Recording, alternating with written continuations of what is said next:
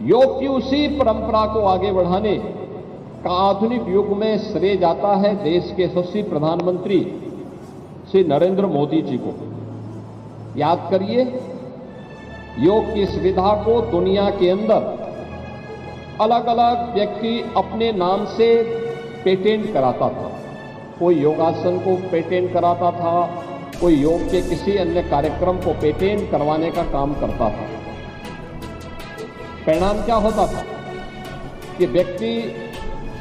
इन सब से हम लोगों की विरासत, भारतीय मनीषा की विरासत, भारतीय ऋषि परंपरा का जो एक ज्ञान है, इससे दुनिया लाभान्वित भी होती थी, लेकिन अपने नाम से उन कार्यक्रमों को, उन यौगिक क्रियाओं को अपने नाम से पेटेंट कराने का काम करती थी, अपने नाम से ग्रंथों की रचना करती थी। और अंततः परिणाम क्या होता था कि भारत अपनी विरासत से वंचित हो जाता था। लेकिन हर भारतवासी इस बात के लिए आभारी है प्रधानमंत्री मोदी जी का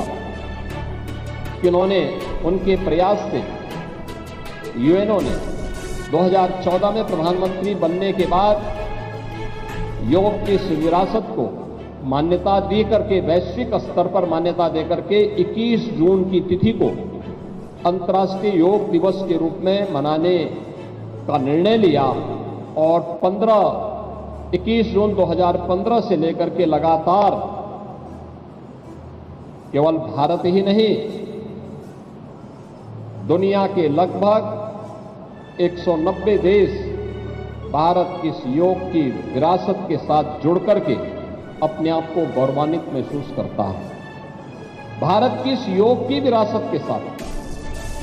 भारत की ऋषि परंपरा के प्रति हम सबका एक कृतज्ञता भी है। आने वाली पीढ़ी को अपनी विरासत के साथ जोड़ने का एक प्रयास भी है और एक स्वस्थ शरीर के माध्यम से एक स्वस्थ मस्तिष्क की अवधारणा को साकार करने का भी एक अभिनव प्रयास है। क्योंकि भारतीय मनीषा तो इस बात को कहती है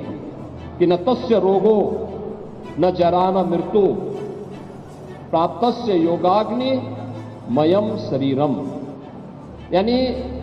जिसके पास योगाग्नि से तपा हुआ शरीर प्राप्त हुआ है, योगमय शरीर प्राप्त हुआ है,